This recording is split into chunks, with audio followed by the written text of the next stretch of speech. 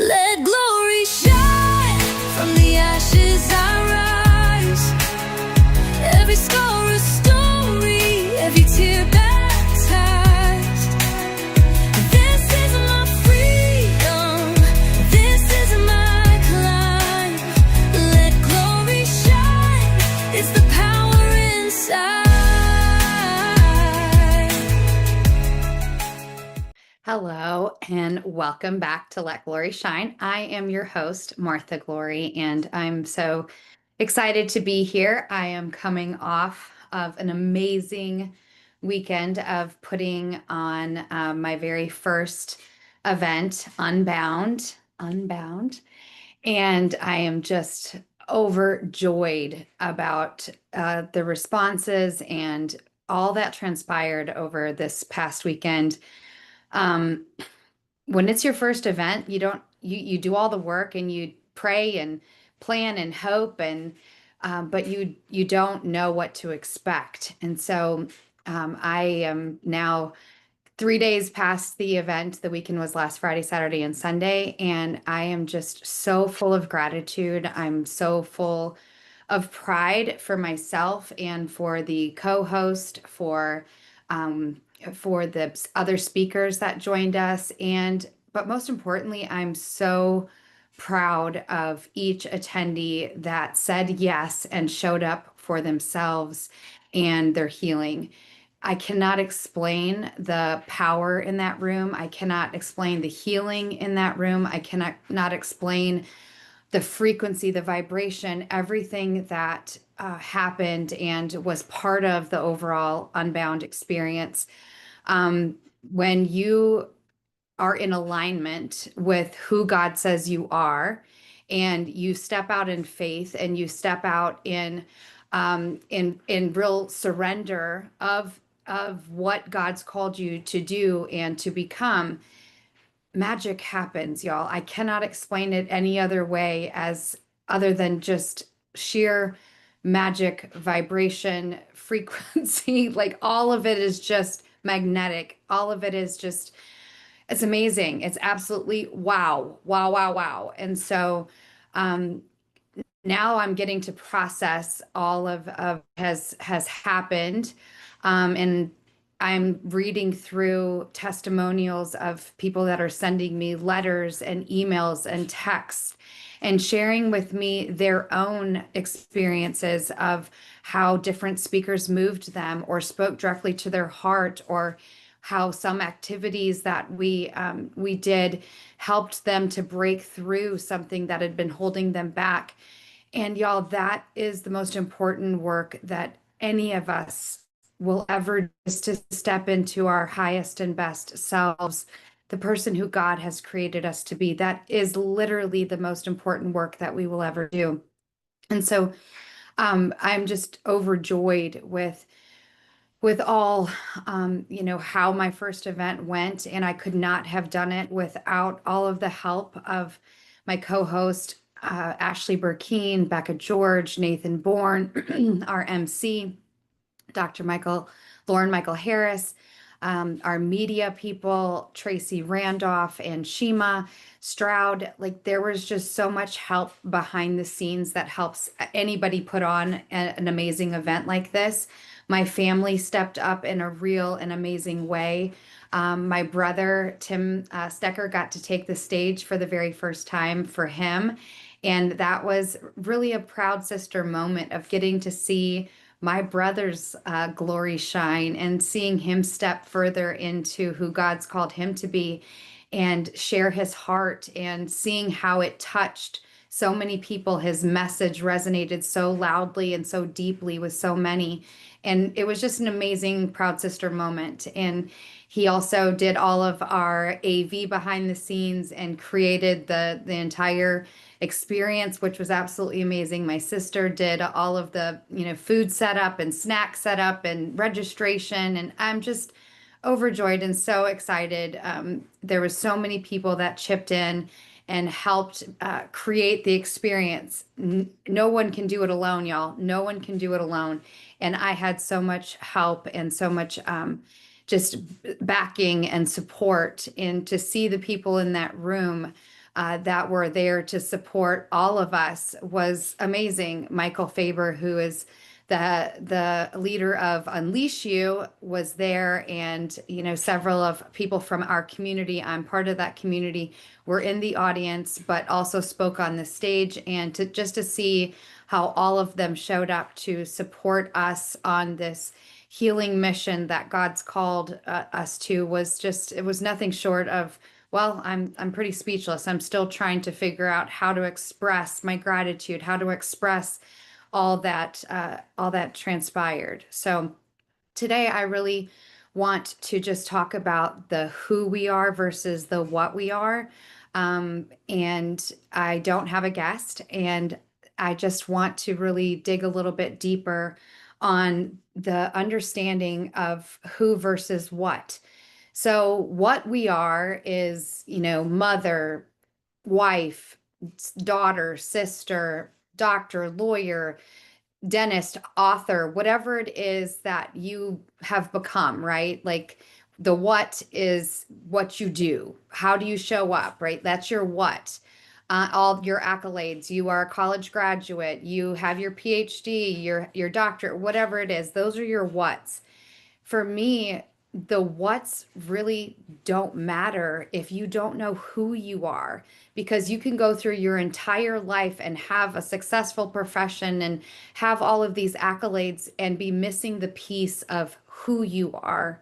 So, who you are is really at the core and the foundation of what God has called you for, what your gifting is, what you give back to the world because of you just being you. That's a special gift that only you can give, because there's only one you. There's no one else that can do the things that you are called to do. There's just not. And so the who you are is so important because, again, we can go through our entire lives and just exist, living, right? But we're not thriving. We're not really truly living. We're just existing because we don't have that down deep understanding of what we were created for, who we were created to become.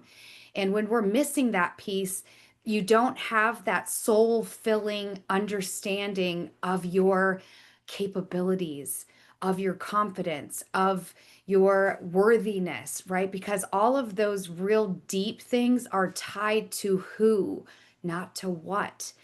And so I got to share this message on the Unbound stage this weekend, and I share a story about when I first had to look at myself truly in the mirror after I had been on my own healing journey for probably 7 or 8 years. But I was still really grappling with this who I am versus what I do.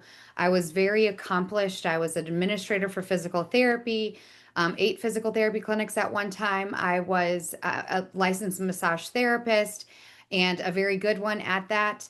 And I was also a wife. I was also raising children. I was all of these things, and I was successful from the outside. But inside, I was still grappling with purpose. I was still grappling with, who am I? There's got to be more than this, because there was still an emptiness of a bigger something. I just kept saying there has to be more than just this.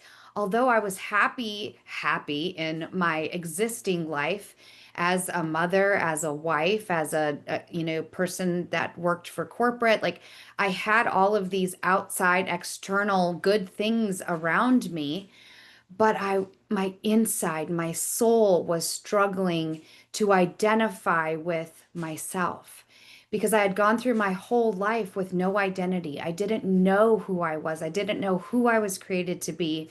My identities were all given to me, right? I never had asked myself those deep, hard questions. Who am I? Who was I created to be? I had never known that that wasn't even an option. So I had taken on the identities, the labels of other people, right? That they had put on me, that I was defiled, that I was fat, that I was no good, that I was dyslexic, that all of these negative labelings and these negative identities, right? And so those are the ones that I saw when I looked in the mirror. I didn't know how to see myself as perfectly and wonderfully made in the image of God, right? And so I told the story from stage this weekend about when my life coach at the time had challenged me to do a 40-day, 5 minute a day mirror work exercise. And where I would need to get in front of the mirror, I would set the timer and I would have to look at myself. I'd have to look into my own eyes. I'd have to look at my own face. I'd have to look at my own essence. And I'd have to come up with something nice to say about me. And I'm just going to give you the acorn version of that story for time's sake. And for days, when I would sit in front of the mirror, I would set the timer for 5 minutes. I would just look at myself and cry because all I could see was the negative. All I could see was the fat, the defiled, the no good, would amount to nothing, that, all of the negative things that were attached to me on a soul level because I had been carrying around those identities for so long, right? And so it took me about 6 days to really sit with myself and cry and just mourn what I was seeing in order to be reborn. And when I had the aha moment, and when I finally was able to look at myself and say, God, like, why does this hurt so bad to look at this reflection? If you are who you say you are and you love me, then you have to help me look at myself through a different lens. You have to help me to see myself the way you see me, because right now all I see is pain. All I see is yuck. All I can see is the labels that I've been carrying around that others have put on me, but I want to see myself the way you see me. I want to see myself through your lens. And that happened around day 6 and 7, where I really could step in and say, okay, God, if you say I'm perfectly and wonderfully made, let me see that. Let me see that through your lens, your eyes. And when I finally said into the mirror, you are beautiful. You are perfectly and wonderfully made. Look at your eyes. Look at your smile. Look at the way that you show up for others. Look at all the things that you've accomplished.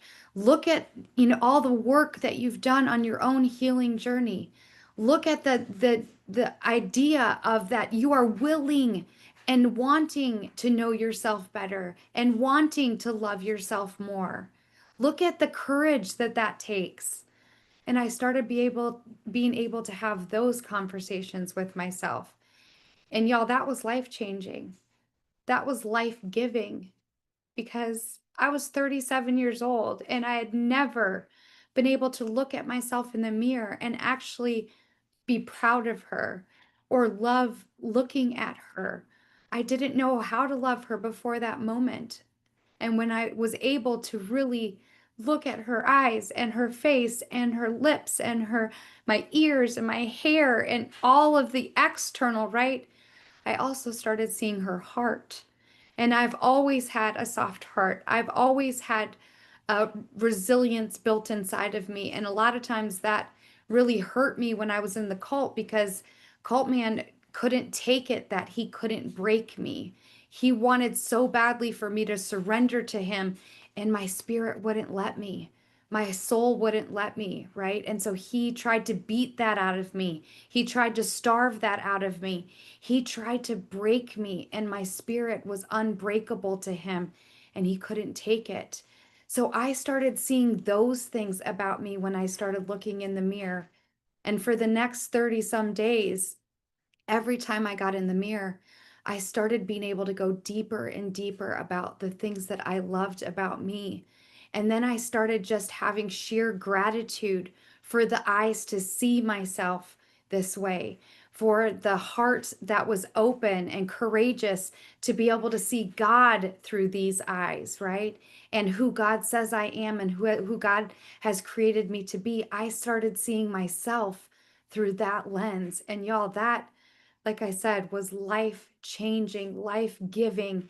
And I'll never forget that moment, because that spoke to a brokenness that I didn't know still existed. Like I said, I'd been on a healing journey for many years at that point, but I had still such a brokenness because I was disconnected from the what I am and the who I am. I was disconnected. I hadn't yet understood fully that I could not become who I was until I loved who I was and who I was becoming and who God created me to be. Because if you don't love who you are, you can't fully step into who you are. You have to love and appreciate in this exact moment who you are now so that you can love who you are becoming. Because everything that we will ever need is already inside of us. We just have to peel away the layers of pain and trauma and hurt in order to reclaim and rediscover all that God's created us to be. It's already inside of us. It was always inside of me, but I had to heal. I had to scar. I had to let all of that oozing out so that the scar could really thicken up so that I could step over that. I wouldn't have to keep picking off the scab, right? And I'd have to step into that. So, like, the takeaway for me when I really started seeing me and being able to look at myself through a clear lens of God and of God's grace and mercy and love for me, I was able to start seeing the true essence of Martha Glory, the true essence of the woman that God has been with all of this time, but I was not able to see because I was clouded by the lens of all of the other identities that I had carried, from cult man, from my family, from society, from everything else that wasn't mine. And I started to be able to rebuild an identity that was based in God, was based in who He says I am, my creator, the maker of the heaven and the earth, right? It was based, and the foundation was built on that. And then I could start really stepping into loving myself and loving all that I was becoming. So when I start to really sit back and look at this journey over this last 10 years, because that mere exercise now was almost 10 years ago because I'm almost 47. I just have so much pride for myself about never giving up and about fully stepping into this calling and constantly discovering my strength and my resilience and my fortitude, and but also understanding that none of this is about getting to create this sacred event of Unbound 2025 here in Raleigh, North Carolina was as a pleasure, is just a pleasure for me. And it's so much joy was brought to my heart by getting to share this experience with so many others and help others to step into their healing and take their first step, right? As a trauma-informed coach, that is what I love to do. I love to walk alongside my battle angels and help them take their next step in their healing journey.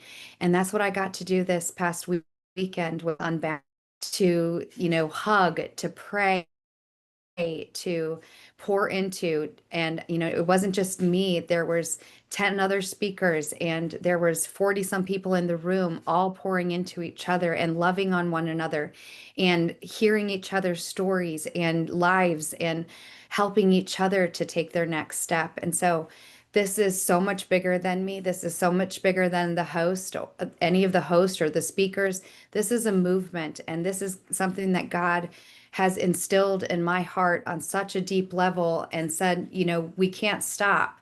We got to keep going. We got to keep persevering, and we've got to do this again and again and again because this world needs it. This world needs our light. This world needs our love. This world needs to understand who God is in us and for us. And so I'm excited about Unbound 2026. It's going to happen. It's going to look bigger, better, and bolder. Those are the words that came to me when I started talking about Unbound 2026 is bigger, better, bolder. I don't know what that really means. I'm going to allow God to do what God does and to reveal it to me over this next year as I begin planning and putting it together. But I'm just excited about the future. I'm excited about all that God's doing.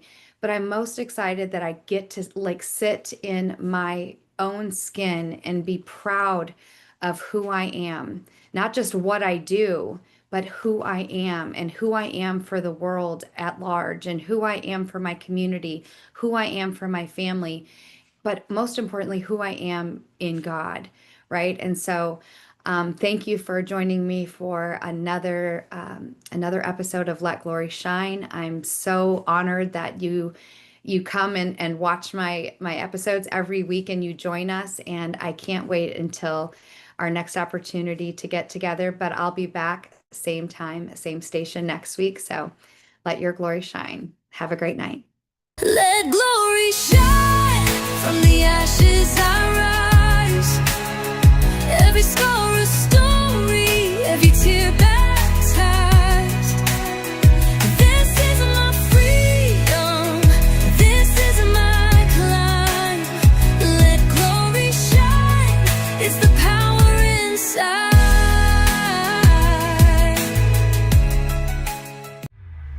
This is your prosperity era, where dreams align with grace, abundance flows like rivers. You've stepped into your place.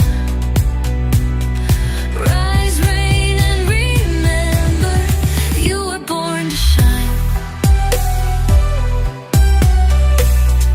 Welcome to your moment, Prospera, it's time. We hope you enjoyed today's show on Prospera TV Network. Make it a point to visit us on YouTube and catch all your favorite shows anytime you want. Interested in hosting a show of your own? Or advertising your business on our network? Contact Elena Rodriguez.